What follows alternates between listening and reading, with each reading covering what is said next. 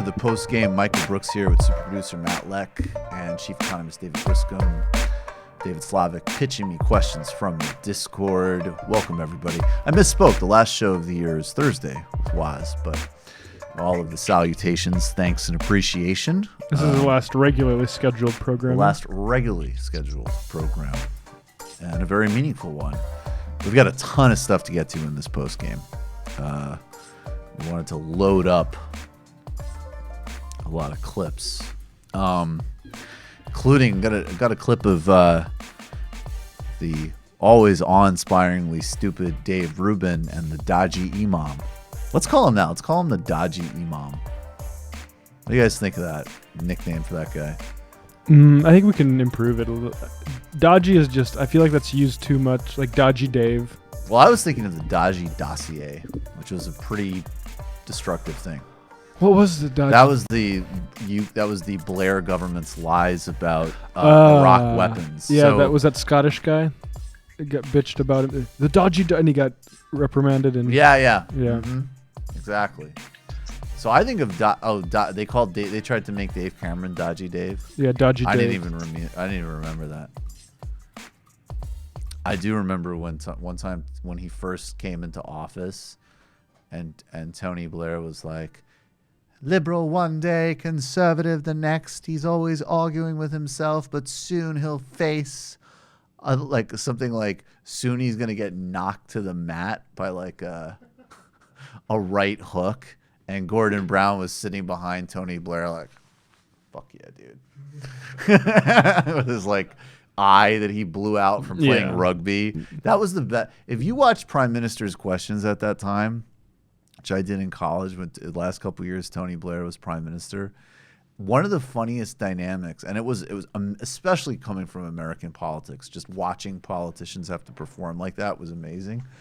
But the dynamic of Tony Blair getting up and well, the right honorable gentleman is, he can give me a rim job for all I care. Just always and then just like this hulking mass of human resentment sitting behind him, like Gordon Brown is like, "Fuck you, dude," but also like, "Fuck you, them too." Like, fuck all of you, and I'm the second most powerful guy in the country, and he's just this like hulking mass of anger. It was fascinating. It's pretty amazing that a major political party, I mean, we have the major political party that denies climate change, but in the UK they have a major political party that still wears tailcoats. Which is worse? It's close. I'm going to go with tailcoats is worse than denying the climate crisis. I mean, well, they still think it's like trendy to be inbred in that country. Yeah. Right? Like and not like the team, like we have like our inbred right-wing politicians are at least like the guy in Anchorman with the cowboy hat. Like at least they're kind of like, "Yeah, I'll fuck my sister and I take the Koch brothers' money." And that's what, I'm just trying to look out for America, man. In the UK, they still actually have we have an unbroken family tree ever since. Yeah, they document it too. My great grandfather's uncle was the one who eventually killed Robin Hood, and he found him giving money to the poor. Yeah, it's just like they're actually proud of this. Different ways of fixating about blood. You have the UK way, and then you have the Peter Thiel way, which is characteristically American. Blood. Well, I just want to buy the best kinds. Yeah, why would I worry about my line? That's a good flavor. There's blood available. By the way, I am not a racist, sir. I just drank the blood of a killed Haitian child recently. Would a racist do that? That's the next this is a very interesting thing because I was saying that Peter Thiel is racist. However, he likes to drink blood, which brings in. I was noticing Jordan Peterson really does a lot of shit with those hand motions. He's got like a fist here, and then they meet, and then he does it it's like that's chaos. Now, but that's a very interesting concept which Nietzsche identified. It is fucking awe-inspiring watching that dude because I'm more likely to admit this in the post game than for general consumption, but I don't think I actually think we are very willing to give the devil their due when it comes to intelligence and talent. I feel like there's a lot, like Tucker Carlson is somebody I always say, like, watch that guy. Very savvy. Yeah, knows what he's doing. If he invited us onto his show, we would be very wary of that opportunity. Very wary, because I take seriously how fucking effective and evil that guy is as a propagandist. So I'm not like incapable. Like if Jordan Peterson, in addition to his reactionary nonsense politics, gave like a fascinating lecture on Nietzsche, I would totally cop to it. But every time I've seen it really is just like, I don't know. Like I read like, illustrated guides to philosophy when I was like 18. Like it's so like, so the Superman. And what's that? That's power. The fuck is this shit? Well, I mean, Like it's like everything's just off brand now. well, he also never like stays on a topic for very long. He stays long enough to like name drop somebody and then move somewhere else very quick. Presto. Well, that's because he doesn't have right, and that's an interesting dialectic, I think, of doing any kind of spoken medium, because you have to, on one hand, obviously there's a huge advantage in spontaneity and engagement in synthesizing and moving from topic to topic, but on the other hand, like as I'm writing this book, it's like this reminder that like, point, some evidence, a little bit more evidence, rhetorical flourish. That might not, okay, that's great. But what's the next 6 pages that need to be written?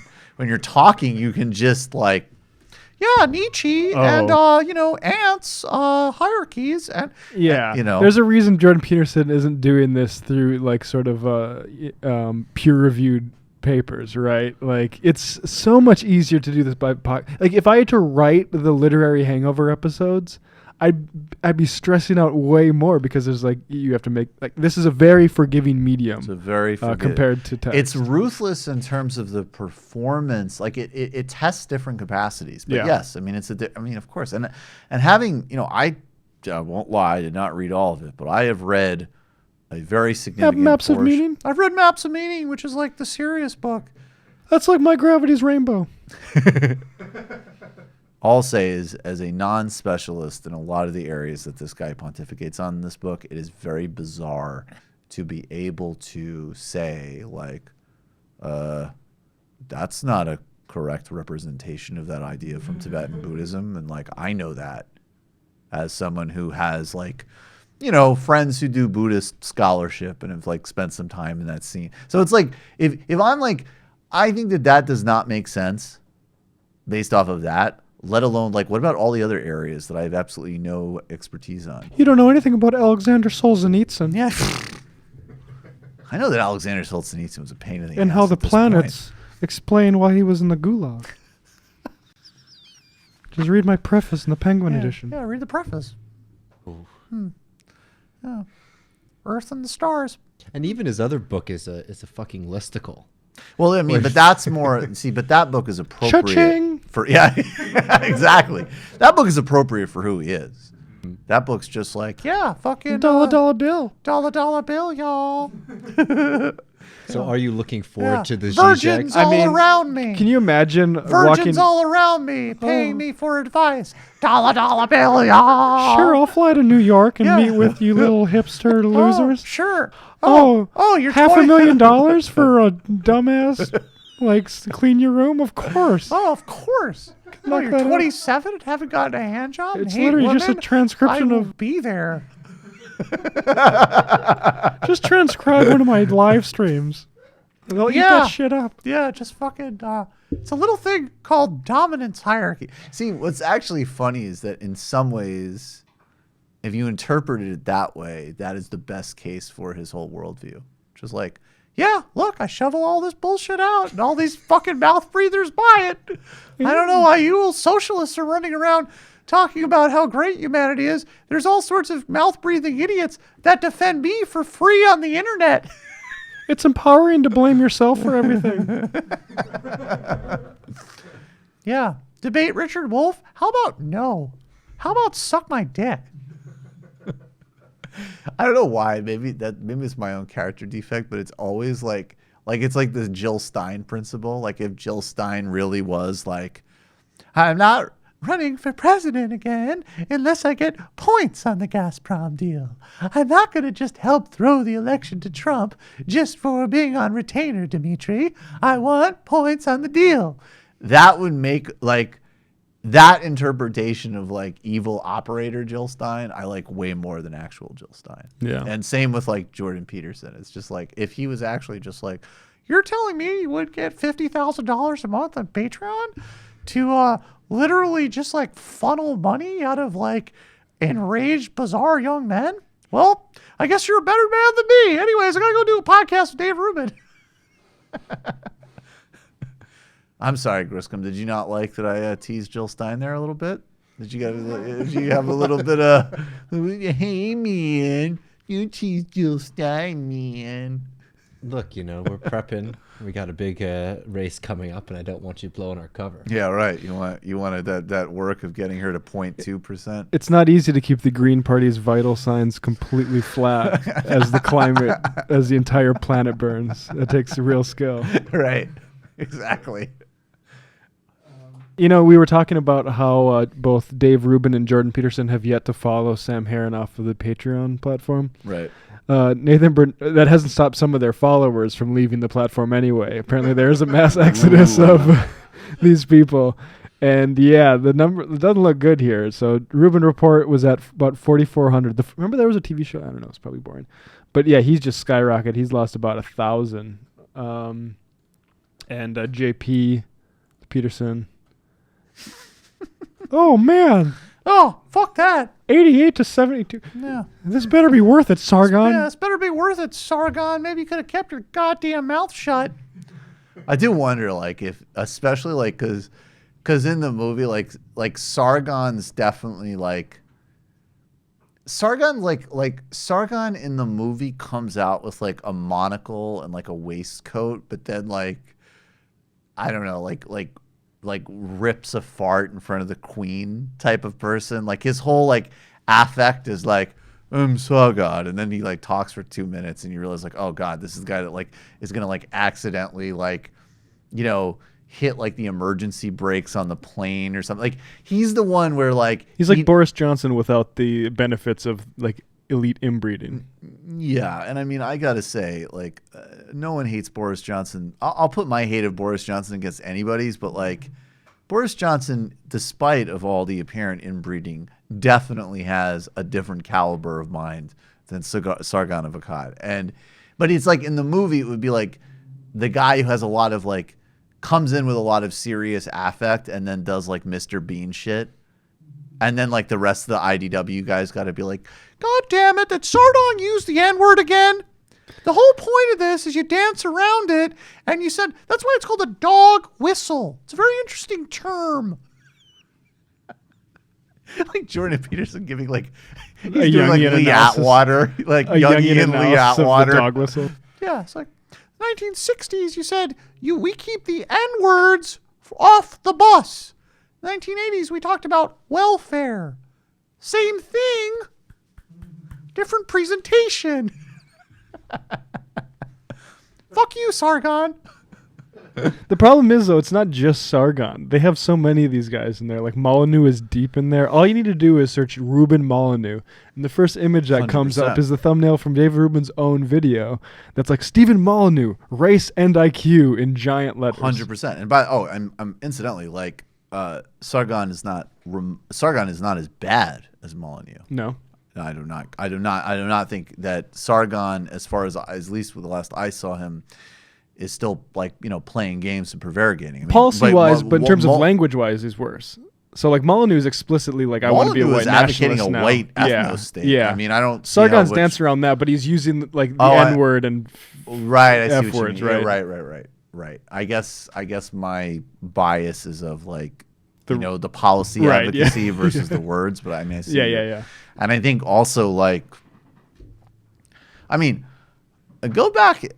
Another really important thing that nobody should ever forget, and Sam Harris's game playing with this stuff, is the whole episode with him and Christian Piccolini and Stefan Molyneux. We should revisit that. That is fucking What is that? awe-inspiring. Well, let's just do that for a second here. Why not? So Christian Piccolini was a guest on Sam Harris's podcast. This is a very we should. I guess I mean we'll be clipping all of these segments for we got a little bit of an enraged little.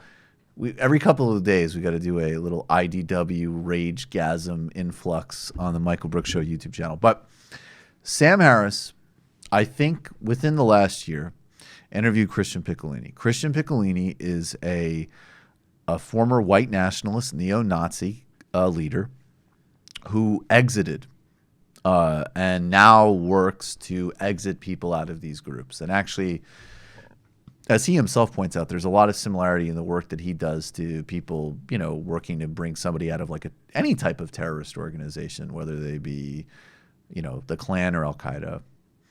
And Sam Harris interviewed him, had him on his podcast.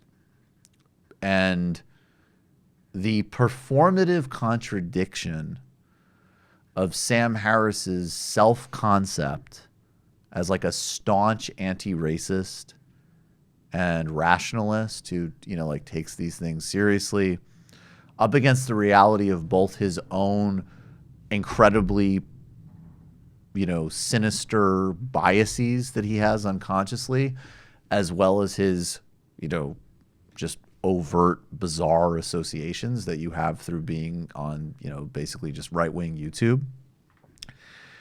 Christian Piccolini started talking about people who basically induct people into these groups. And, he's explained a lot how, like, Tucker Carlson, as an example, echoes the rhetoric of these groups. That's a conductor and a facilitator.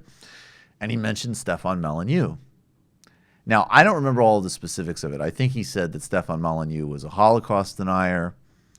And there's some comments that Molyneux made. I don't know enough about that specific claim. I don't. But the upshot of it was that Sam Harris edited. It was a live event, so the initial recording was released because it wasn't an interview. It was a live discussion in front of a kind of weird group of Harris fans. Some and all of whom, by the way, were there was or not all of them, but there was definitely these kind of very Harrisite, very like, well, how can we, from the audience, like, well, how can we, I get what you're saying, but also like, Charles Murray is proven, all of the racist garbage that, Harris had been happily giving a platform to before this conversation. Harris went in, edited the podcast, and re-uploaded it. It was specifically to do with parts about James Damore and Molyneux. James Damore and Molyneux, right. Yeah, and Sam Harris was like, I didn't feel I could fact check in real time, so he deleted it subsequently. So he deleted those specific sections subsequently, and, Piccolini called him out and so on. And look, to me, the only point is this. As far as Harris goes, and again, I'm sure like the cultists won't understand this, but I think normal people will understand this. Sam Harris actually plays two games more than these other guys. I mean, I think most everybody understands that obviously like Dave Rubin and Ben Shapiro and Jordan Peterson, whatever way you define it, they're creatures of the right, and they're on a certain side of a new culture war, essentially. And they're promoting and cultivating culture war. And Sam Harris is absolutely of these people and shares many of their views and beliefs and so on. And in some ways is the most insidious of them, in my view. But he also has much more mainstream and much more intellectual and much more NPR-ish pretensions. Part of those pretensions means that he'll have on, I don't know, Matt Taibbi, Masha Gessen, some really good guests, or even other guests that I'm frankly not such a fan of, like a Rebecca Traister, but are, people that are of the like mainstream prestige liberal journalism.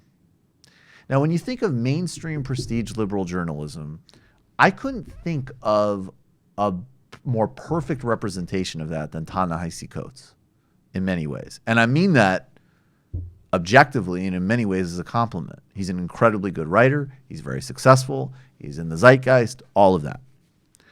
So just keep in mind two things about Sam Harris, and I'll be done in a second, but this is just really important. No, he's not platformed Stefan Molyneux. That was Dave Rubin who credulously let Stefan Molyneux spread poisonous racism. But he was willing to literally edit a podcast of a anti-hate expert to protect Molyneux, and has also said that, like, talking to Ta-Nehisi Coates. By the way, Ta-Nehisi Coates has, like, been interviewed on, like, the National Review podcast. Okay, Ta-Nehisi Coates is, ironically for his representation, I critique his essentialism. He is a liberal in many respects. Part of that is he is a intellectual who is capable of and desirous of dialogue with many sorts. And Sam Harris has said that, Ta-Nehisi Coates would just simply be totally just useless to talk to him. So just think of the fact that Sam Harris has given the equivalent platform, the same platform to people who are to Coates' analogs. I mean, I'm not saying they're all the same or whatever, but Masha Gessen as an example, like people who occupy very similar positions to Coates, he's given platforms to. And then, but he will not, because Coates is so apparently beyond the pale, and he edited a podcast with a person who actually has expertise on these things to protect a guy who's, now essentially overtly calling for ethno-states. So that's Sam Harris. And I know that, again, it's very disturbing how much this doesn't register for people who relate to him in a cult-like guru fashion. But I think for those of you who have, liked his books on this or that, but who are like normal and actually want to live in a decent society, you'll be disturbed by this and take note. And, I'm certainly, it's not the main thrust of my chapter on him in the book. I think there's actually some more sort of important methodological things to get to, but I am including a couple graphs on it because it's just so revelatory. And I do think this, Chris, we should have him back on the show because this shouldn't go away. I'm looking through some of the longer Twitter threads that got a lot of action, and a lot of them are defending Harris in this. And sure. Yeah, this is a fight that, it's pretty amazing to me that that Christian expert in exactly what, tells Sam Harris what we've been saying, and Sam Harris obviously cannot internalize that criticism, otherwise it'd destroy him. Of course.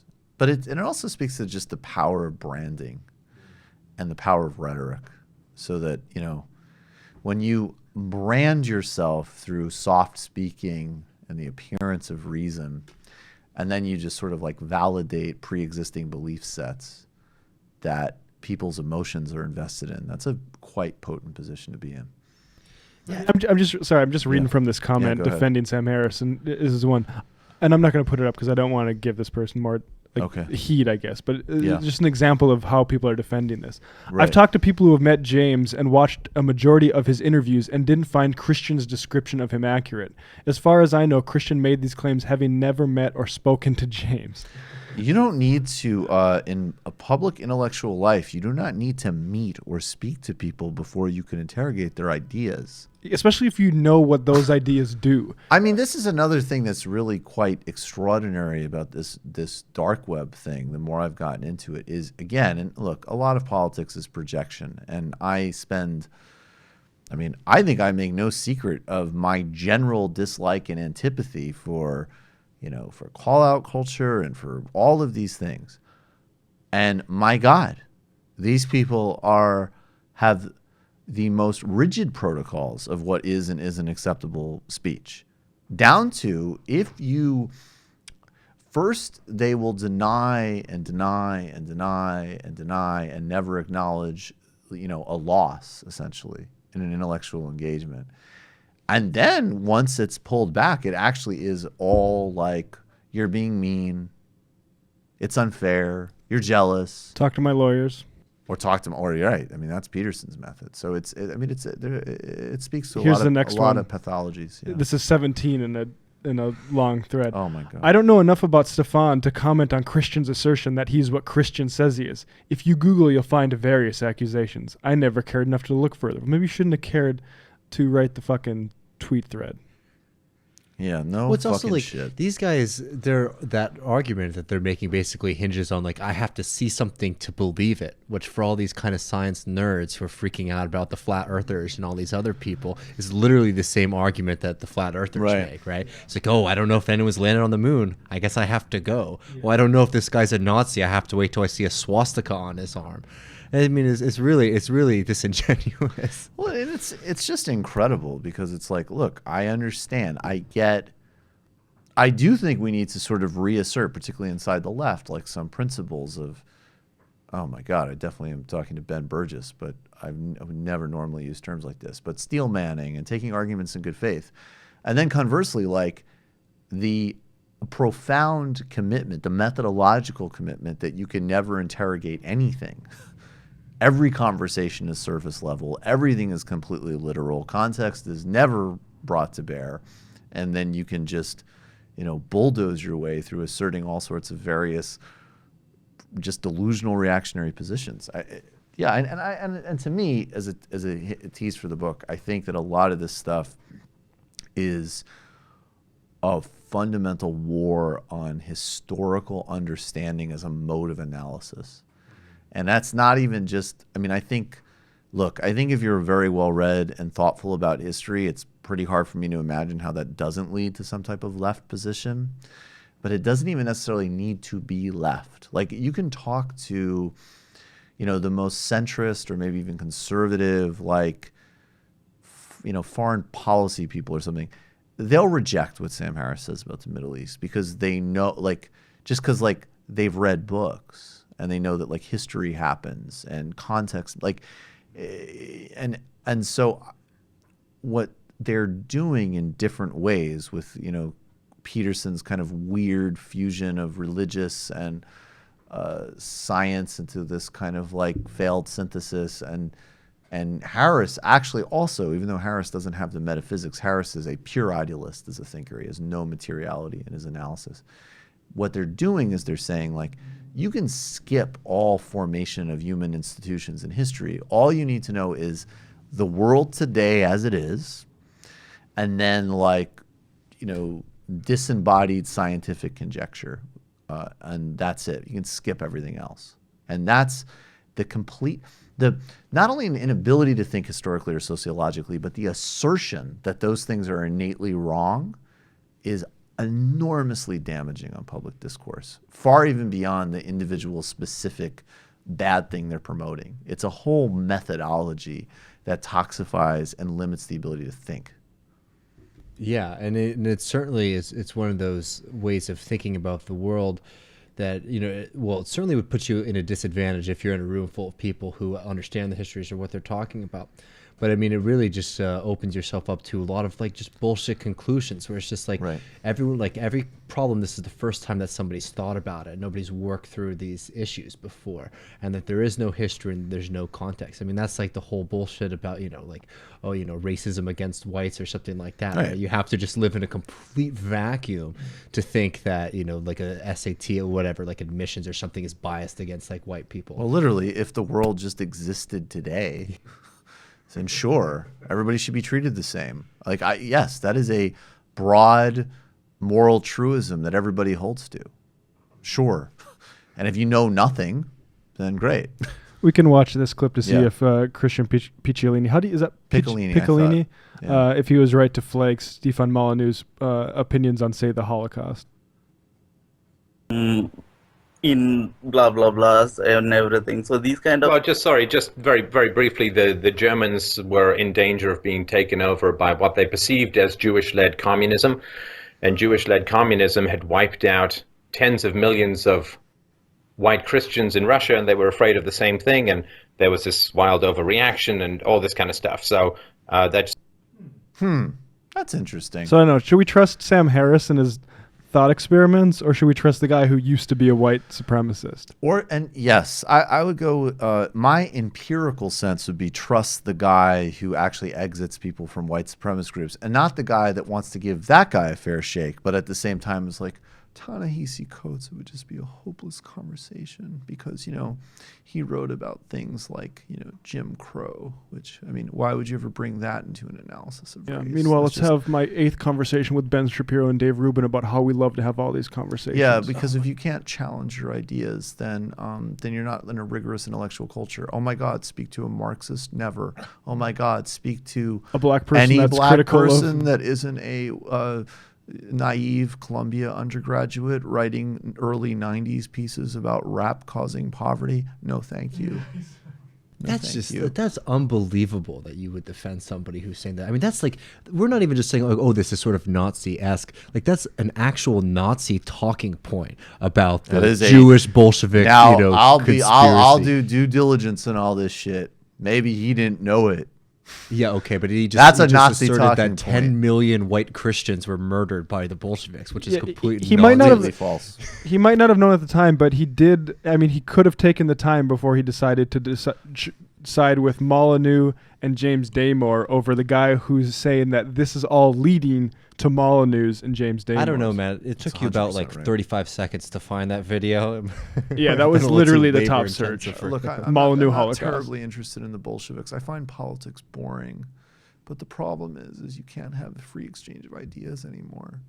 Holy shit. I mean, it's just, it's the way that they are able to brand themselves relative to what they're actually doing is horrifying. And it is. And to wade into this situation, I mean, the stuff that Harris gets into, yeah, because of course, with like the Rubins and the Petersons, right, that's sort of their brand, that they're, they're getting into this kind of like quasi or like, sort of like subtly Nazi racial ideology stuff. I think weirdly, Peterson actually flirts with that arguably the least. I think, and the only reason I would say that is because I think that like Harris is the one that you'll get self-identified liberals that keep defending, and I think his record specifically on like consciously or unconsciously or whatever on facilitate, like Peterson does a lot more of the like it shouldn't matter so you don't talk about it, which is ridiculous, but should be like the actual position. Harris has done the like. Shouldn't talk about this. Now here's Charles Murray to explain why black people's brains are worse for 3 hours, and I'm going to go on a complete that's massive public flame out about him. I mean, he specifically should be highly scrutinized. Well, that's what I'm saying is like, especially with like, what I meant more is that like around the Jordan Peterson, there's folks in this orbit, right, who are trying to catch on to him. Right. It seems like the history of Harris is like Harris has actually sought this kind of stuff out and these kind of people out, these arguments out, which is so much more suspect than even a Peterson, right? People who want to jump on his back. No, I think perfectly put. I think you're absolutely right. I mean, I think all these other people, they come from the far right complex like Ben Shapiro, or they're, the products of this weird, sort of, far right YouTube kind of odd culture. Sam Harris is someone who had, I think through its own, frankly, materialistic reasons, to be honest, but he had credible intellectual associations, and it's interesting because another circle to look, and we'll skip ahead to this because it's on theme. Let's pull up the Steven Pinker tweet because we'll get to that in a second, but and then we'll go ahead with everything else. But I think the instructive other lanes to look at with Harris are. One, Richard Dawkins, and this is where I'm at. I'll speak well of Richard Dawkins right now. I've criticized Richard Dawkins endless times. His public comments on Muslims are bigoted, obnoxious, stupid, almost colonialist. Yeah. Now, that said, I think Dawkins has overall stayed in the lane of I'm an angry atheist. And I really don't like religion. Yes, bizarre over and unhealthy and needs to be constantly criticized over fixation on Islam. But in general, there's a little bit of like I'm the fuck religion guy. Great. Have at it. Go for it. He has maintained actually in many other issues when he speaks on them, not radical, but a, solid center left stance. He even has I remember a couple years ago, he actually even acknowledged Scott Atran's piece on ISIS, the anthropologist Scott Atran, who writes very intelligently about these issues. So, and you'll see, like, Dawkins, at least as of now, clearly does not want to be involved in this because it's embarrassing. Now, Steve Pinker... He doesn't keep his mouth shut unless he wants to. Precisely. Steve Pinker is floating on the orbit of these people and recognizes, I think, he's savvy enough to know that if he fully embraced it, he would be, killing his brand as a Harvard professor. But he obviously wants to be in the orbit of and seeding ideas around this group. And I think that's a very important fulcrum of even just like the prestige that Sam Harris had latched onto. And it's very instructive that Dawkins has tapped out on it, speaks well of him, and is very much says a lot about Steve Pinker, that Steve Pinker is not wanted, that Steve Pinker's kind of wafted around this a little bit more. I mean, he's very strategic about when he picks his interventions, but he's signaled his sympathies. Yeah, how do you say cha-ching in the Steve Pinker voice? Cha-ching, yeah. So, speaking of not knowing history, historical awareness is such an amazing thing because it can lead us to not only understand, I don't know, things that happened well before we were born, or maybe even things that were well before our great-grandparents were born. It can lead us to understand things that happened, I don't know, 20 years ago. History lives in us, even in times when we were still alive. And Steve Pinker, who of course wants to naturalize his market liberal view of the world through scientific appeals and all sorts of extremely disputed metrics. Look at our video called Steve Pinker Caught Being a Stinker on Poverty Statistics and share it with all people you know who've read Steve Pinker.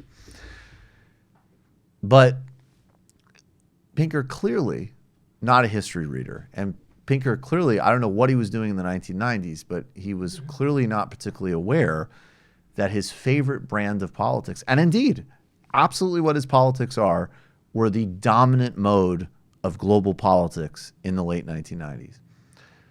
And so Steve Pinker writes, "Are you frustrated with stale ideologies and mutual demonization of the left and right?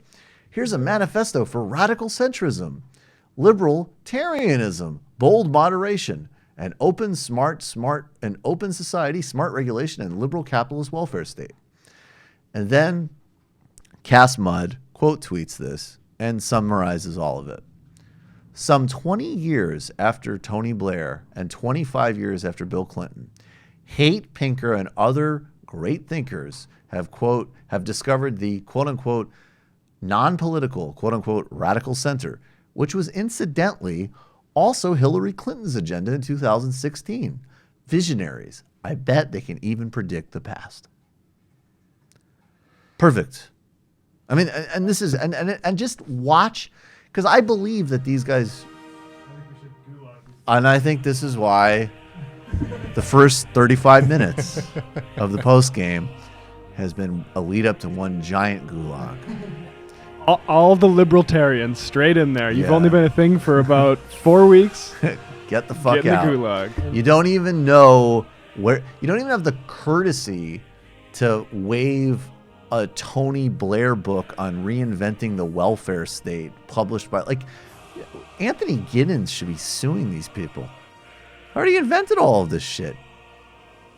Oh, Jesus Christ. So this is actually pretty amazing too, because when I first saw this, of course, I rolled my eyes, but later I went back and checked out the manifesto that they're Please, pushing. what society, or is this Blair's This group? is Niskanen. Oh, the Yeah, Niskanen. Yeah, and Give us a little dose. This of is the that. libertarians that want credit for believing in climate change. it's very beautiful. smart. All right, give us a dose. They'll be in the gulag too. On obviously. economic policy issues, the traditional axis of conflict is pro-government on the left and pro-market on the right. Overcoming our present malaise, however, will require both moves in both directions simultaneously. We need both greater reliance on market competition and expanded, more robust and better crafted social insurance. But hold on, I mean, it gets a lot better, because they say that there's also the other conflict in society is between market fundamentalism and get this, democratic fundamentalists Oh, who make the mirror that's image, actually very honest. they make the mirror image mistake as market fundamentalists, arguing that all you need to get democracy to work better is to grant government more powers. That is, to shift more and more decision making from private actors to officials of a democratically elected government. It's just. It's so false. I mean, to sit here and think that like those are the actual conflicts in society, that the problem we have right now is too much fucking democracy, is just insane to me. When we literally have movements in this country to disenfranchise people, when the scope of what people are voting on and deciding upon is so limited and controlled by these, market actors. You want to even It's just so shrink fucking it. out I mean, of that's touch. the big picture. But we also have like, if you want to even just shrink it, Republicans in Wisconsin, in Michigan, are literally legislating away democracy, even in the more narrow sense that they are talking about themselves. Go back if you haven't yet. The first illicit history we did was on the third way, and I'm looking for a quote. I wish I could find it, but I mean, I have one. This is just how I tweeted out that this is basically just the old libertarian thing of naturalizing inequality and erasing history. So to restore flagging economic dynamism, which it sounds like they're using Cialis copywriters here. To restore Probably flagging are. economic dynamism, we advocate far-reaching regulatory reforms. Hello, Tyler Cowen and Pinochet. Indeed. We advocate far-reaching regulatory reforms to unwind distorted rules that favor privileged insiders at the expense of crony capitalism. If we can just save the capitalism from those cronies, from everybody else. At the same time, we need to bolster social insurance programs to address dislocations caused by creative destruction and maintain political support for robust market competition. The only thing they can conceive of is people getting a raw end of capitalism is creative destruction, not like redlining or systemic like segregation of no. opportunity and education. but that's old thinking. Yeah, exactly. That's Those things- sterile thinking. What I love is that at least in the 1980s and 90s, there was a way in which this was new-ish. Right. And now people are talking, it's like, not only is this not going to solve our problems, this literally is old thinking. All right, this distills it. Because this is a brand new, fresh quote from our brand new, fresh-faced president, Bill Clinton, in 1998. We have moved past the sterile debate between those who say government is the problem and those who say government is the solution. My fellow Americans, we have found a third way. And it's That's like literally like Steven Pink, like these motherfuckers are so radically disrespecting Bill Clinton, Gerhard Schroeder, and Tony Blair. It's like, guys, we did it. How about fucking Macron? I mean, that's another thing. Like, maybe look at a signal. Like, there's one person trying to do this right now. He's at, I think, about an 18% approval rating. Jonathan Chait wrote an article about these guys saying, like, I've seen the sane Republicans. No. This is not the left wing of the Republicans. This is the right wing of the Democrats, and they need to be excised for everybody's good. Yes. They need to be booted the fuck out. So Will Wilkerson, Stephen Tellis, Brink Lindsay, Samuel Hammond, the authors of this shit. I don't know who these motherfuckers Get the are. fuck out of here, guys. Fuck out of here. Do something in the Republican Party. Stay the fuck away from us. Yeah, honestly, if you want to do something, like, you know what? And it was going to be thankless, and you'll get a lot of death threats, and you probably won't get any, nothing will change. But go and be like, we are the members of the Humane Republican Caucus, and we oppose the barbarism at the border as Republicans. I'll give you total respect, and you could actually at least have a novel hook to get booked to do a hit on TV. This stuff is less than useless. You're out, guys. Yeah, get the fuck out of here. Fuck out of here. We have found a third. Oh, there's way. the guys at Niskanen think that markets will just solve everything. Like, if you don't think everybody's the same, well, then if you think everyone's the same, then markets will figure out everything, right? Just never understand why they're so negative about markets. I heard a pundit literally say once, I don't remember who it was, but it was like they were, it was. I guess the truth of the matter is, do remember these guys, and I've interacted with both of them, and they're both nice guys, so I'm not going to give their names. But they were working themselves, and I actually, to be clear, this was not Schliff, Bechter, and Arabasis or whatever. It was not them. It was two other people. I don't know Arabasis. I only know Schlechter. And Schlechter is a nice guy. But these two other nice guys were getting themselves into a lather about the Chapo book. And it's always a little embarrassing because if I could take it from a dominance hierarchy and capitalism perspective for a second, it's a little sad when, people who've been toiling away in a field for 15, 20 years are not remotely as successful as a young upstart podcast and are insulting their intelligence. No, honestly, just objectively. I'm not even trying to be a dick. It's awkward. And by the way, and sometimes, like, that equation happens and it's completely unwarranted. I mean, I see people on TV that are fucking idiots, and I know that, like, I don't know, like, Lester Spence is not on TV all the time. He should be on TV every week. Literally. There you go. So I'm not equating it, but I will say there's always a funny aspect of that. But one of the guys was just like, yeah, you're so down on capitalism. Capitalism's cool. Capitalism lets you start a show and have a Patreon. It's like, yes, that is definitely like this minuscule sliver of those of us who are able to use these precarious platforms to eke out a living to talk about politics. Absolutely. That is totally what we're talking about when we criticize capitalism. It's definitely not Exxon. It's not that we don't have health care. It's not that the planet is dying. It's not that U.S. coups. It's not that China is growing in a way that's specifically capitalism's conflict with democracy is where I'm concerned. Yeah, specifically. Yeah, but you don't get it. It's cool. We have Patreon. There was a time in this country, and it's still in many elite circles, that's an actual argument.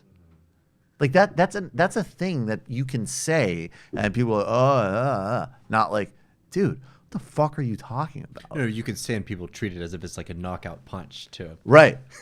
Oh, shit. Versus like just delusional nonsense. Yeah, I would much rather just live in a society where I had, my basic needs taken care of, and we were enriching human life instead of. And you know what? We could actually still have shows and things like that, and even Patreon in that society. Yeah, the worst part of capitalism is not the market. It's that capitalists have control of economic priorities. Yes, that's right. Yeah, and we could have a podcast that talks about fun shit.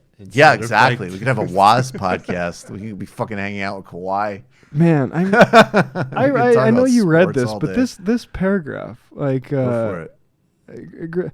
Democratic fundamentalists make the mirror image mistake, arguing that all you need to get democracy to work better is to grant government more powers. That is, to shift more and more decision-making from private actors to officials. The decision-making to do with me getting cancer treatment, yes, I want to shift that from private actors that are making the decision based on, can I pay them? Yeah, fuck this. This is insane. It's also, Wouldn't it be awesome? It is crazy, but it's just one of those things that just shows you just how deeply these people have an absolute contempt for democracy. Yep. And they fear the mob, and they rightfully do, because they have aligned themselves with one of the most wicked and unjust systems that's ever been created in human history at the apex of its cruelty, and are now standing against people who are asking for just the basic necessities of life and presenting that as some new way forward, as if it's some new synthesis and not just the same bullshit kind of tricks that these people and people like them have been pushing for 150 fucking years. Wouldn't it be great if, like, Nation of Islam Obama articulated, like, the third way on say, ISIS says you got to wipe everybody out. Al Nusra says we got to be more targeted. This is a stale old debate. If you want to spread Sharia, there's going to need to be a synthesis of both methodologies. Can't fight the last war. Can't fight the last war. See, for too long, there's been a false choice. It's just a cliche at this point. They say on one side, we need to blow up the UNESCO school where the girls are going to go. The other side, no, we need to focus on suicide bombing U.S. troops. And then we get divided into false categories of hard or soft targets. holding territory or blowing up embassies. Well, this is a false choice. It's both and. It's not Allah or Akbar. It's Allah Akbar. Sharia is holistic. He's like the way he talks like about the founding fathers, like that folksy, like, Thomas Jefferson, he was a pretty smart guy. Muhammad was a pretty smart guy. He didn't just say we should have rules for marriage. He also said we should have rules for education. Sharia was the whole thing. Oh, Jesus. All right. Let's, speaking of shambolic nonsense, actually, Tony Blair and the remnant husk of the third way is, of course, continues after many defeats to try to undermine that boy, Jeremy Corbyn, in the United Kingdom. Theresa May has come up with a Brexit deal that satisfies exactly no one, except actually for short-sighted Europeans who this deal will be nothing for a win for EU capitalism. This is another great example, though. Those who campaigned on populist lies, like if we get out of the European Union, we'll have more money for the NHS. The only policy path available to the UK with this version of Brexit, and obviously what all of the right-wingers who promoted it, is some version of almost like a British Singapore, a deregulated island financial hub, and they will continue to hack at their greatest achievements like the National Health Service. This is Jeremy Corbyn just a few days ago telling Theresa May she's got to go and calling for a motion of no confidence. She refuses to allow a vote to take place this week and is now, I assume, thinking the vote will be on the 14th of January, almost a month away. This is unacceptable in any way whatsoever.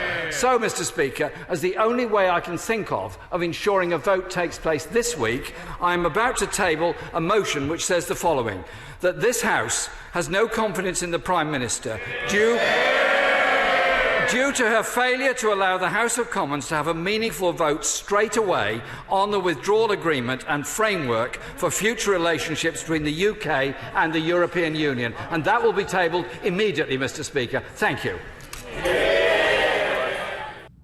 We'll continue to follow this. The Labour Party, under the leadership of Jeremy Corbyn and John McDonnell, is one of the most innovative, exciting social democratic projects in the world today. This also goes along with, I just want to note before we get to this, that according to reporting in The Guardian, there are now plans to put 3,500 troops on standby if a no Brexit deal goes forward. The UK has 3,500 troops on standby in an event of a no Brexit deal.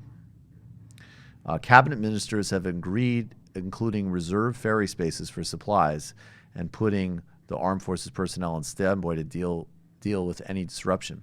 Number 10 confirmed on Tuesday that the ministers would ramp up no-deal planning and that the departments would be expected to make it their main priority. Brexit is putting thousands of ski resort jobs at risk for British workers. Downing Street said it would send advice on preparing for a no deal to all UK businesses and suggesting that they would begin implementing their own contingency plans as they saw fit. The Tories are cruel, shambolic. They've brutalized the country with austerity since 2010. They've appealed to racism and xenophobia to bring back UKIP, and Brexit is an absolute catastrophe. And on the other hand, the United Kingdom has an opportunity to elect an actual humane, social democratic, worker democracy government, which will face a huge amount of threat from international capital, but might actually do something to transition us towards a more democratic and just world. Now, this is a funny Thug Life video. This is the Prime Minister of Luxembourg basically getting hit with a whole bunch of concerns about there being a no EU deal.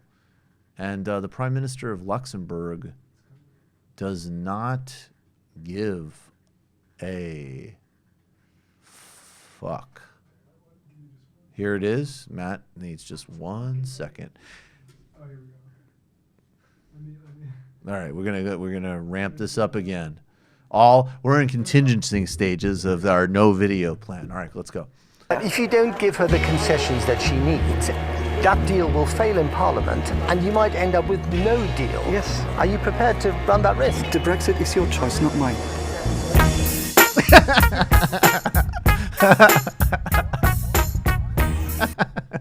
That's such pure, like, core European dickery. Yeah. Like, you have made the choice, not me. But I feel like that's sort of like that's But it's what not all wrong. of Europe should be like. What the fuck are you talking about? Yeah, you guys. This are isn't a fucking, problem. Yeah, no, it isn't. You lit your hair on- You guys created a total. David Cameron, through you, has created a mass unnecessary crisis for no reason other than pure short-term political calculation, and now we're dealing with it. Fuck you. Figure it out. Oh shit! I forgot to call into the system. All right, guys. I can't get too many calls though, but I will call in and take at least one. Sorry about that. Meanwhile, what do we call? All right, Dopey Dave and the Dodgy Imam. That's going to be the stand-in until we find something better. So you might have seen this Imam Mohammed Tawadi on Twitter, quote tweeted by Sam Harris going, "This level of honesty is refreshing." You might have seen him retweeted by far-right fascists, xenophobes, conspiracy theorists. And then you might have seen him quote tweeted by normal people being like, what the fuck is this guy talking about? That's weird. Must be some sort of grift, I guess. And sure enough, the dodgy imam ended up on the dummy's couch. This is Dave Rubin with Imam Mohammed Tawadi.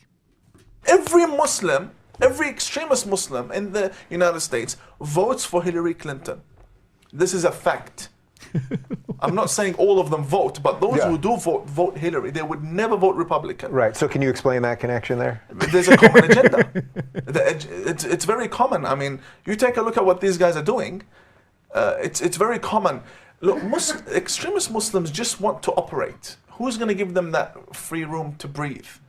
They'll vote for that person. And Hillary Here's and some room Obama, to these breathe. guys, they funded ISIS. They funded ISIS. They funded the Mujahideen, the jihadists, these rebels who killed my family. And these guys fund them. So the extremist, at the end of the day, is not seen as a threat by the Democratic Party. They visit them every Ramadan, and they sit with them every Ramadan, and they welcome each other. So, Like, it's so good to be back here amongst friends. Allahu Akbar. How's everybody doing? I saw that operation you just pulled off the Arabian Peninsula. Booyah! Look, I know you just want to operate. You just want room to operate. You just want room to operate, and I'm here to give you room. So the problem is that groups like ours that want to spread the true faith and punish the infidel, you can't innovate if you don't have room to operate, which is why we're deploying a new terrorism lab. It's an idea lab so that you have the open space to whiteboard your strategy.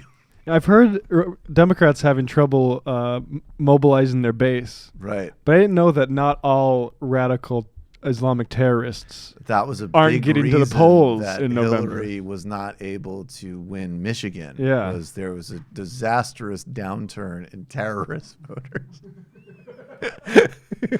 Why did they turn out, Hillary? Yeah. You can't send Beyonce out there. Yeah. Right. The one You can't just send Beyonce out and do the secret Hamas hand symbol and expect people to vote. It's 2016. They want their actual concerns addressed. That's not an enticement. That's a soft target. Bill Clinton's like, I don't know. I know the numbers are right, but I have a hard feeling about this. Robbie. These groups need room to operate, and you need to promise them so that they know that you're committed to giving them that room to operate, or else they're not going to show up. Chuck Schumer was like, for every ISIS member we lose, we're going to gain 2 in the Don't suburbs. worry, for every ISIS member we lose, we gain a Hindu in the Pennsylvania suburbs. Okay. where to begin? All right, I'll give one serious debunk. If he wants to specifically criticize the U.S. foreign policy in partnership with Gulf states of at times funding Salafist groups, I think that is a valid criticism, and it's a part of a broader criticism of U.S. empire and U.S. interference and U.S. Essentially chessboard games with other powers in the region. They're also supporting the monarchies and stuff there too. They're also right. That's right. Exactly. They're also supporting the monarchies. They're also supporting the secular dictatorships. They're also supporting even the Kurds that we support because it's called politics. So, being that as it may, I'm sure that obviously he and Dummy Dave are not serious about that. But if you're watching it and you're shocked by that, go read an actual book like Steve Cole's Ghost Wars or Director at S. Start to actually study and learn how the world works, and you could help figure out some of these really hard problems. Now, this guy's mosque must be far out, and he must have quite a following. Wait, strangely, according to this report, in W News from Australia, Don't say this. Wait, what's that, Dave? You're not going to attack the credibility of my new favorite imam, aren't you? We got along so well. I thought that Dave, would you say that you were as nice to him as was Jesus surprised. was to the Muslims that he was around? When I was talking to him, I felt like Jesus. I'm like, look at how nice I'm being to this Muslim. Would it actually be really funny? And turns out we agree on a lot of things. Who would have thought? A lot of people can't have conversations like this. I heard some ticking at one point, and I got a bit scared. Dave, what's going on? Keep going. What's going on with you? I'm on his website, and I'm looking at... Oh, Jesus. David just looked like he just saw something horrible. Like he just saw Trump's face or something.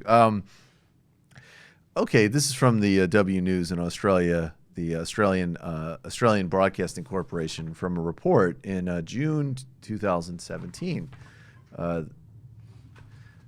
But strangely, for a Muslim leader, he has very few supporters in the Muslim community. He has no mosque. Patreon.com/Imam Tahidi. He has no mosque and only a handful of followers. And just as curiously, he only appeared in media for the first time just over a year ago. So who was he before he became a media star? And the next section is titled Questionable Qualifications. Mohammed Tawhidi dropped out of the El Mustafa International University in 2012. This is what Imam Tawhidi has claimed about his educational qualifications. I traveled to Iran, to the holy city of Qom, and I engaged in my Islamic studies. From there, I received my bachelor's degree and my master's degree in Islamic theology from El Mustafa University, he claimed in 2017. But Al Mustafa International University in Iran says Imam Tawhidi has no bachelor's degree from the university, let alone a master's. He started at the university, but dropped out. His teacher seems to contradict his message, and it goes on and on. So he's Muslim Gorka. He's Muslim Gorka, and what this would be very equivalent to would be there was a very weird pastor. It was it was a thing for a minute in 2008 when Obama was running for president. His name was Pastor Manning, and he had some type of church in Harlem, and essentially he had just a very bizarre fixation on Barack Obama. He always had a new thing about Obama, and some of it, and I remember Howard Stern had him on the show because Howard Stern thought it was funny. And at the end, Howard Stern was but Pastor Manning, don't you think it's possible on some level that when you see a young man who's as talented and as intelligent and as people are getting this excited about, and he comes from your community and he might represent you in a way that has never happened in this country's history, and you yourself consider yourself a leader and so on. He basically was like, don't you think that some of this might be that you feel a bit jealous? He actually did the whole morning circus joke for 20 minutes. And then at the end was just basically, don't you just really resent that this guy is about to be the first black president? And it was pretty brilliant. So my point being was basically that would be Dave Rubin just did the equivalent of like having that guy, or like the Jews that go to Iran and say the Holocaust didn't happen, as like, oh yeah, now I have this is my Muslim guest. Well, this guy's pretty good. Even his his qualifications on his own website are very shady. Do we have this up here? Yeah, we just put it up. The best part is he says, below are a number of selected licenses for display purposes, and the remainder of licensees shall be revealed in an appropriate time in the future. Oh, I can't wait. Next time come on my show when you're ready to reveal some more of these qualifications. And the best part, I think, is that he has all of these certificate these like online courses. It's like it says it's from this like is Gorka shit. Yeah, it is so Gorka shit. So like wow. certificate in terrorism and counterterrorism, Georgetown University, and it's like this like online shit that like I don't know if it's free or not. Like I don't know what. I mean, these are actually probably scams at the university. Yeah, this is how this to like profit off of their name of their names. Yeah, that's actually online probably, education is like having taken those classes. Yeah, I love taking those because there's not a lot of work. Ooh, a certificate in the history of medieval medicine through Jewish manuscripts, University of Pennsylvania. Oh, the exact same website. That's weird. I wonder if all these come from the exact same website that I've never heard of before. But is PragerU on here? edX. Is PragerU? Dennis Prager's really. Is this like guy. a TED, like higher ed? Yeah, they have a lot of these websites. So we should do. We should do. This some is sad. digging around. Like you listen to a lecture and then you answer like a multiple choice question at the end of it, and then you get a certificate that you pay for. Like so you can like all these lectures are like available online for free and you can do it. But if you pay them $50 and they give you this really easy test, it's not the certificate. It's the people you meet who have access to capital in these places. There's nothing inherent about the brand, guys. I also really like that he lists his recognition on the Senate of Canada. Do you know about these? They do this in the U.S. too, where it's like, senator, when everyone's in session, will come and like recognize like some kid for winning a karate championship, and then they all say like, and they all say yes, we recognize him. He has it up as a certification in Islamic thought. It's the second body of Canada. Oh wow, you get recognized by Canada? It's the real deal. This was like the type of like I remember like this would be like the bio you'd look at when you were like 15, and you'd kind of be like, like young enough to be like, whoa, but also just starting to mature enough to be like, really? Like maybe this actually makes no fucking sense. Well, I've never heard of certificates mentioned so frequently like this before. Oh, this is so good. If you go on to his foundation, you can go to his current objectives. Oh, please. And it's just like stuff that he hasn't done yet. So in the future, in 2019, they plan on establishing and launching a book publishing company. The publishing house will defend free speech, publishing voices others want silenced. This makes me think like this honesty is refreshing.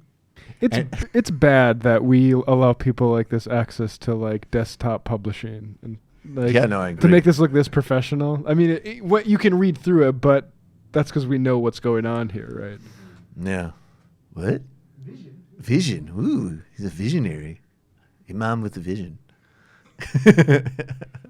National security. Jesus Christ.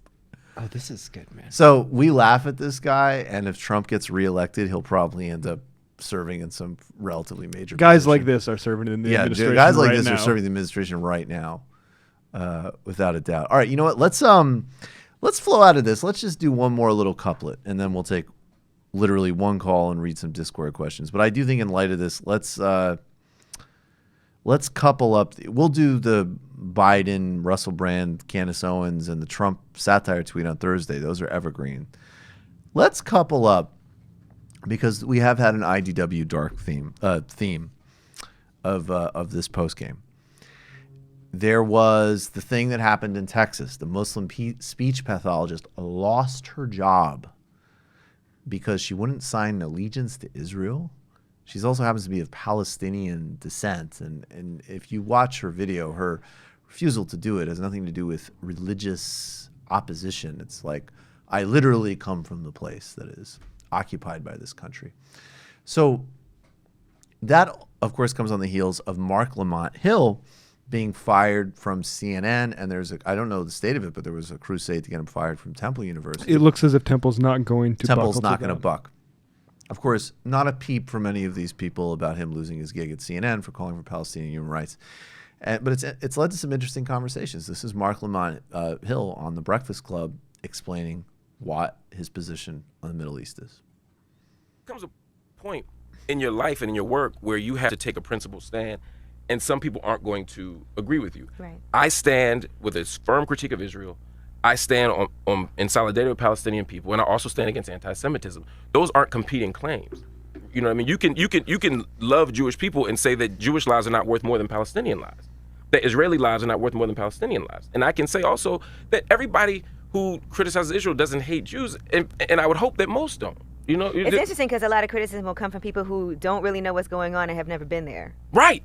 And when you go there and you're walking through a place like Isawiya, and I'm watching an 80-year-old man have to pull down his pants at a checkpoint, the lack of, when I'm watching children go through checkpoints, the ritual humiliation of being a child walking through checkpoints, when I'm watching women have to go through forests and bushes to go around checkpoints, 80 and 90-year-old women to sell vegetables in East Jerusalem, and then they get fined and they lose all their money. When I'm watching children getting beaten with nightsticks, when I'm watching stop and frisk on Via Dolorosa, the very walkway where Jesus occupied the 7 stations of the cross, when I'm watching that happen, and I'm also watching children being stopped and frisked, which is outside the tradition of any religion. When I'm watching people being killed and maimed, and I'm watching this, there's no way I can see that and not speak out against it. Right. And again, this doesn't mean that harm doesn't happen to Jewish people. This isn't an Olympics. We can talk about both at the same time. That's perfect. What's the matter, guys?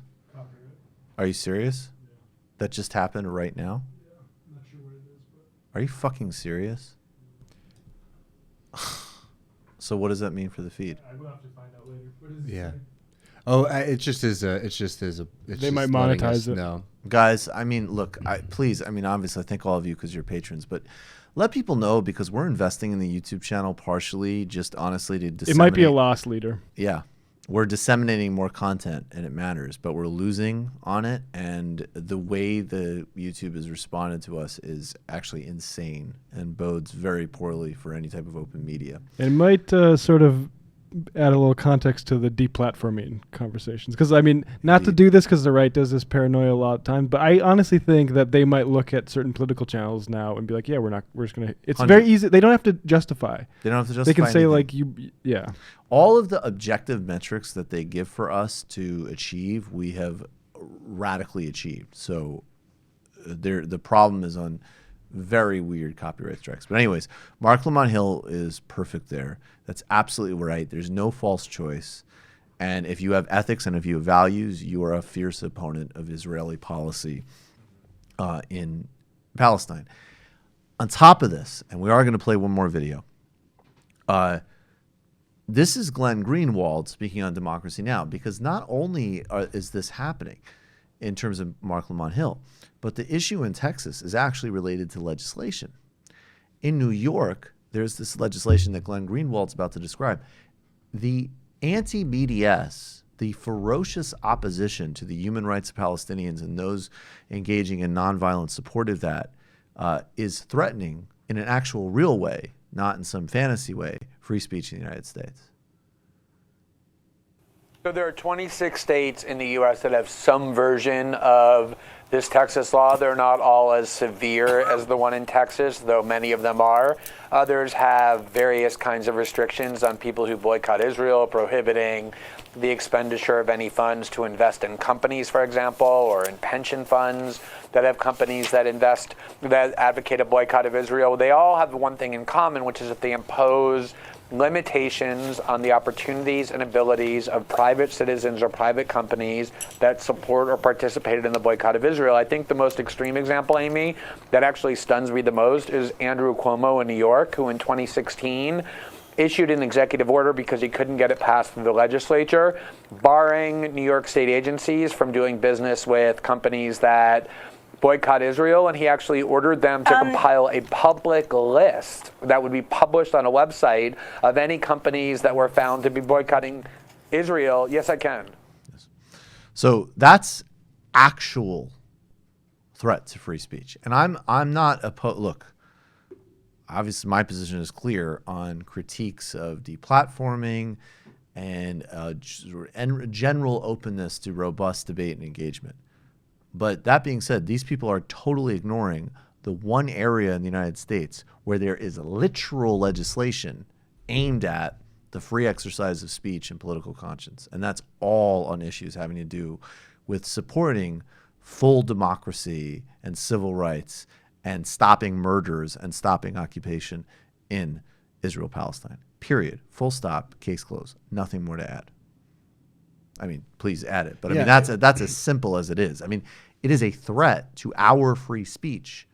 An apartheid state. Exactly. And this is one of those things that's just so dangerous about providing certain weapons, because the right and the people in power will use them. I mean, you look at what's going on right now with Israel, and you just wait till we start seeing, hate speech stuff coming out against 100%. people. You know what I mean? It's a serious threat, and it's something that's very real. It's much more real to imagine that that's starting to come down than, like Jordan Peterson or these kind of guys who are citing violence, getting hit with this, but actually seeing it coming against people on the left. And, the blockade in this country against talking seriously about Israel and what's going on in Palestine is so frightening, to think that, in the United States, that you have to pledge to loyalty to another country. I mean, it's absolutely bizarre. Obviously, we understand the reasons why. And, it's one of these things that's like, this is just, it's sad to say, but this is just going to be another part of like the very shameful history that America has in supporting very horrific human rights abuses around the world and punishing people in the United States who speak up against them.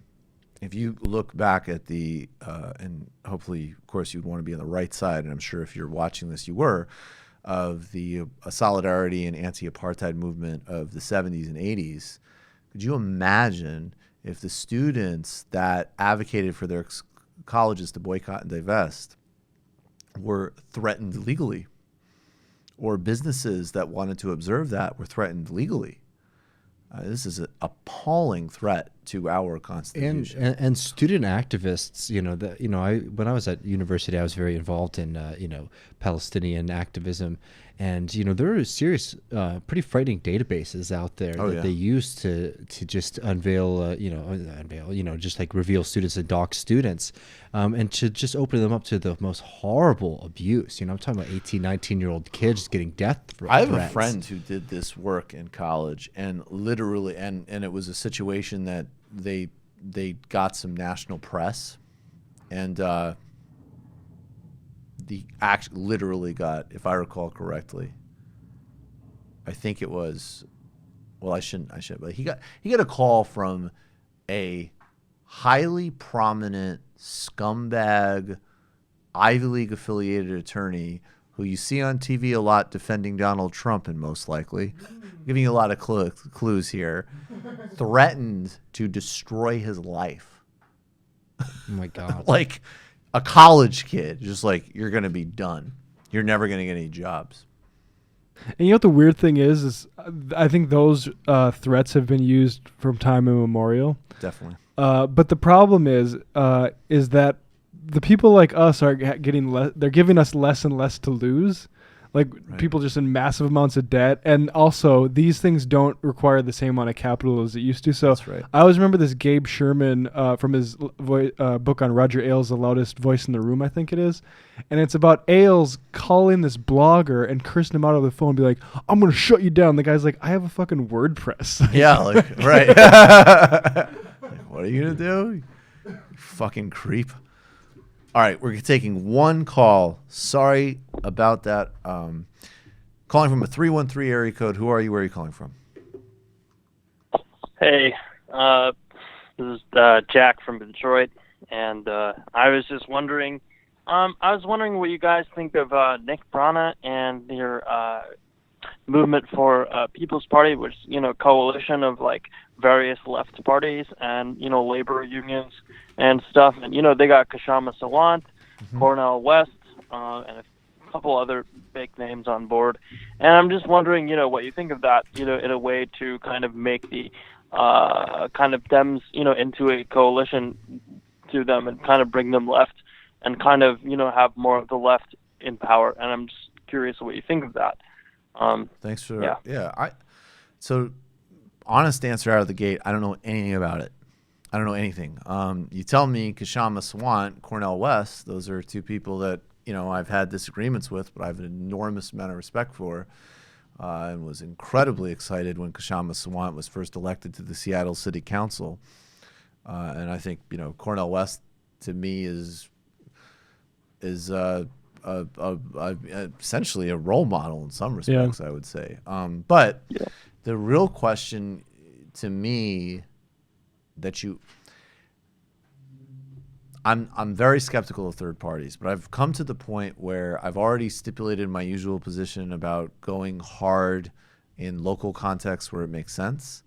And then the second thing that I would say is if you wanted to start a third party that ran in local races and said our national campaign and our statewide campaigns are not running, marginal protest candidates, but a mass movement to radically change election laws to allow third parties to actually exist in an American context, that strikes me as a lot more credible and radical and valid. Now, that being said, when I look at the crises we're dealing with, and I look at the problems and the scale and the speed, and I look at the potential pressure points we have, like here's a funny anecdote.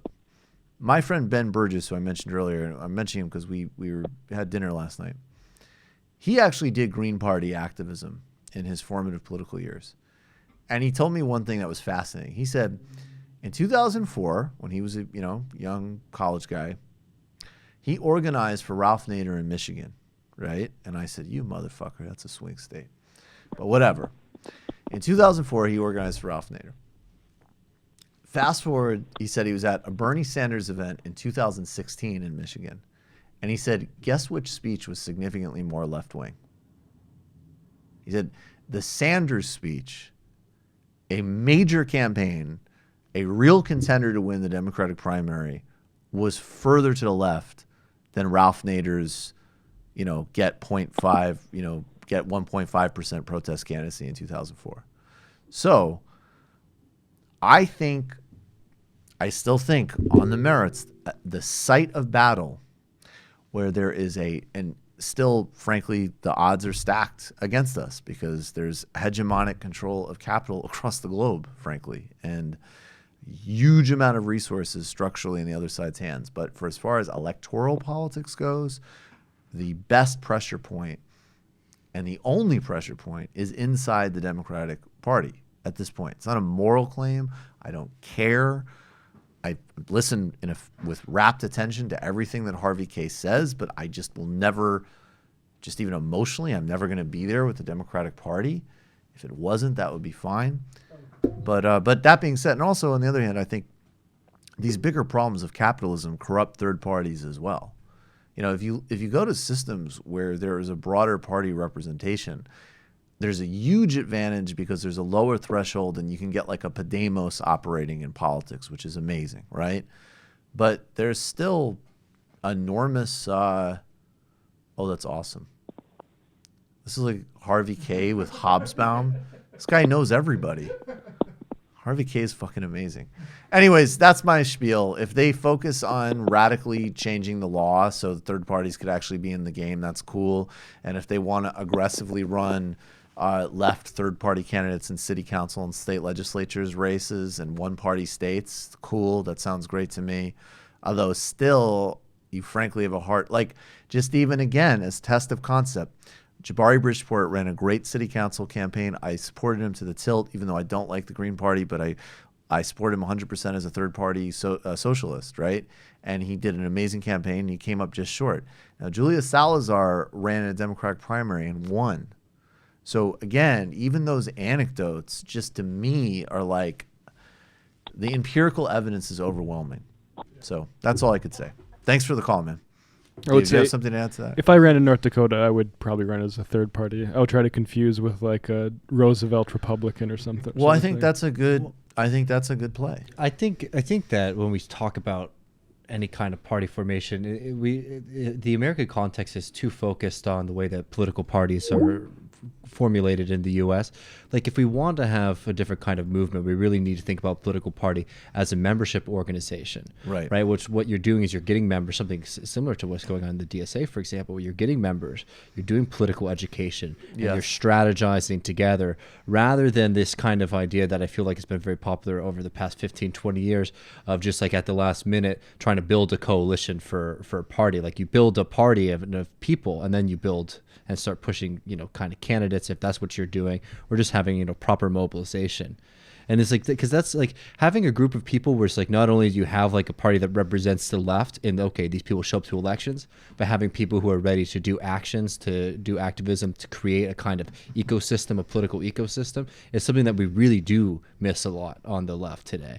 And I feel like that's something that we definitely can build. And that's something that's been done very well by the DSA. I think if you're a serious leftist, if you're a socialist or Marxist, like, you need to start trying to find the organizations that have the most energy and the most people and start trying to work within those, rather than just trying to create a patchwork of 16, 17 different parties all across the US based on whichever famous left celebrities you can get in a room together to come up with a manifesto. Perfect. What is that? Dave Rubin has a give me. He put out a chart on horseshoe theory. It's a chart. Oh, look at horseshoe theory. This explains everything. Yeah. Now, oh my God, I have a whole new intellectual rubric. And Peter Norway, who's very good. Peter Norway's good. Yeah. Check him out.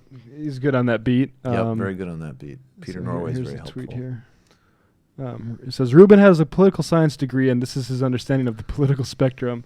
This is a damn indictment of higher education. I mean, we don't need to attack higher education, Peter Norway, but anyway.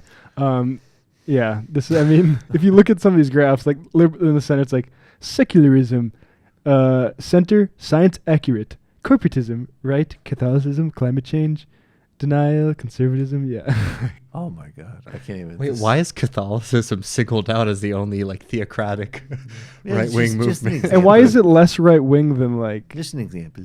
Just for example, I mean, the lunatic fringe. Frankly, Islamism. Islamism is farther to the right than fascism. Wait, and then their horseshoe is with anarchism? I guess anarchism is farther to the left than communism. No, but isn't the idea of horseshoe theory that you meet in the middle in terms of actual positions? Yeah, that's just weird. Because the horseshoe's the other way around. Have no structure, and like in ISIS, which is what they're reducing all of Islam to, every aspect of your life is like rigidly controlled. It's like a vicious authoritarianism. No, it makes perfect sense. It makes perfect sense. These left-wing ideologies are pretty funny. Postmodernism. Tell me about the postmodern political party in the United States. Yeah. I like how on the top postmodernism, all narratives are merely power projections. It's constructed. That's what I came before you in 2004 and I said identity is a construct. Then in 2008, we talked about competing power narratives and why literature had no innate meaning. And now in 2012, we're reading Derrida. Yeah, I think the horseshoe's backwards from how I usually see it. Like the loop usually crosses the anarchist. I don't know, maybe not. I don't know. But I do like how like a third wave feminism also. But there's also classic feminism on the top. Like it's like the new classical liberalism. Good things. But also I'm a classical feminist. Hedonism too. Like that's a good one. Hedonism's like center that's left. The first step to the left. Is first you get. Wait, that's a right wing individualist. Yeah. No, but first what happens is you do a bunch of fucking and you fuck, and then you think to yourself like, wait a second, that means did that person get injured in the orgy? And then you become altruistic. And then when you hedonism means race mixing. Like you didn't know what it was saying. You get so hedonist. Yeah, you get so excited you want to have sex with a black guy.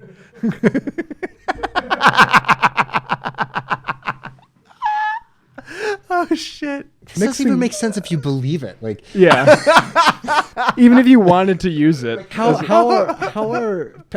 Catholicism and environmentalism parallel like ideologies? Well, you're both moralism. I'm sorry, I'll put it up. It's both ideology. You got to put it up so people can see it. You got to put it up so people they can't see it. But how's Catholicism and environmentalism? They won't know the objective because they're both moralistic. I mean, this is crazy. Yeah, moralistic. How are hedonism and corporatism the opposite? Yeah, they're totally going in total opposite directions. Corporations have no interest in feeding people with individual hedonism. Absolutely not. Yeah, they're not doing studies on dopamine for that. Right. They want us reason. to be what Apple and Amazon is want us to be cobblers who like grow our own food and save.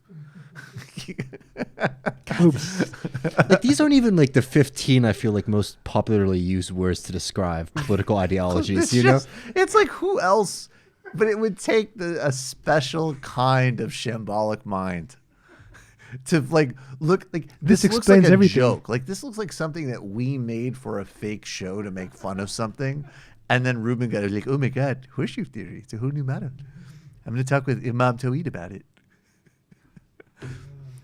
How are we not all millionaires right now? See, Hillary Clinton was a postmodernist, but then she became an anarchist, which of course then you may become ISIS. Al Gore was an altruist. I was so altruistic. I hung out on the altruism and environmental axis. I mean, no sources cited. Come on, Dave. I was so concerned about singing and hummingbirds. It all started for me at Harvard with hedonism. I was just smoking so much marijuana and having so much sex. Like, you just didn't even know who was sucking what. And then I thought to myself, there has to be more than this. And I went to a soup kitchen. And then the bonds of my empathy expanded to environmentalism, which is where I stopped, except, of course, socialism. I mean, environmentalism, green on the outside, red on the inside. Classic feminism and equality. We all know what those terms mean, right? Yeah. Classical equality, not total equality. Let's classical. Equality after you inherit as much as you can inherit. Right. Stefan Molyneux had a lot of interesting ideas about classical equality. And then classical IQ science. Yeah, I had no idea that my ancestors in Russia caused so many problems. I'm sorry about that. He's into classical Polish nationalism, which is, I guess, it would be probably before corporatism, right? Like sort of vaguely on the right, but not really that far. He's a classical racial empiricist.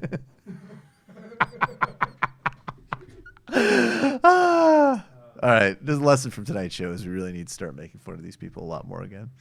Okay. Thanks, Mike Racine, for the Dave Rubin impression. Yes, and thank you, Mike Racine, for the Dave Rubin. You got to get him on again soon. I just want him sitting there doing that voice the whole time. Am I justified? Question from Attorney Andrew. Am I justified in categorically dismissing the political analysis of people with dumb or bad basketball opinions? For example, almost every person I've seen describe themselves as a diehard Warriors fan, but can't name anyone on the team prior to 2004, always turn out to be a woke neoliberal. 100%. That if you don't have any history of basketball, you would pick. I like the Warriors, but you would pick the Warriors if you were like trying to do a woke basketball take. Well, I mean, I'd say the more casual NBA fan is more, they like the 3-ball. So, I mean, it's going to happen. I don't know. But I think he's saying, but I think explicitly he's neoliberal, correlating it with political. I'm sure that people on Twitter, if they're tweeting about the Warriors and Serena, they're probably in that category. Okay. Not necessarily. Like, I tweet about Serena. Serena's amazing, but I've also loved tennis my whole life. I think that's why the before 2014 caveat is very illustrative there. Does a lot of work. Comment from Kentucky Fried Comrades. Sam Harris has also in the past edited his own blogs after things like Muslim ban first occurred to avoid being accused of, quote, advocating it. Well, that's Lord knows what happens if you ever fucking say that Sam has ever staked a position on anything. He's like matter. It exists in two places. He's doing housekeeping. Just doing housekeeping, right? I'm going to go, you can't possibly understand what I say without a hyperlink to a past blog post. I'm going to do some housekeeping because I just had some racist diarrhea about 4 months ago that I never cleaned up until now. Right. I had a massive emotional breakdown where I actually did a racist rant. Of course, I'll never apologize or acknowledge it. I'll just make up. That's like the classic move with Islam, right? It's like literally all I'm saying is that Al-Qaeda is bad. It's like, wow, Sam, that's definitely why you generated so much controversy. Michael, how do you feel about Sam throwing you under the bus in his bickerfest with Straka? Well, I actually took that as a compliment. in the context of that conversation. I thought what was funny was when he said that I had a personality defect, being smug. I thought it was so funny to me because it was like, okay, almost everybody watching this will be Majority Report people, and they'll think that's funny because it's like reflects the banter of the show. And for like the 10 Brandon Straka fans or whatever his name is, they're going to be sitting there like, there's somebody on that show that's more smug than this guy? And that's fucking awe-inspiring. You would have to watch. You would have to watch because Sam was like mind-blowingly smug to him. I actually don't think I've ever seen Sam be that smug to anybody. Mike from PA, AMLO's first budget's pretty austere. Are you concerned that they might not embrace the program they ran on? We're going to keep following this closely, but I would say that, Lula did some very traditional macroeconomic policies to clear the stage in the first couple of years. So don't be critical, don't give him a pass, but always be aware of the geopolitical context. Okay, this is on Australia. Australian Labor Party passed a motion to recognize a Palestinian state. While good, it feels as though the only way this area will improve is if the attitude of the U.S. changes. How do you think efforts like the ALP and other resolutions passed by other countries will influence U.S. attitudes? I don't think it will influence U.S. attitudes that much, but I think it does actually help in the broader conversation. And yes, as with so many other things, a lot hinges on what we do here in the seat of the empire, including very much that situation. Guys, we're live 7:10-ish Thursday with Big Waz. Keep spreading the word. Thanks, everybody.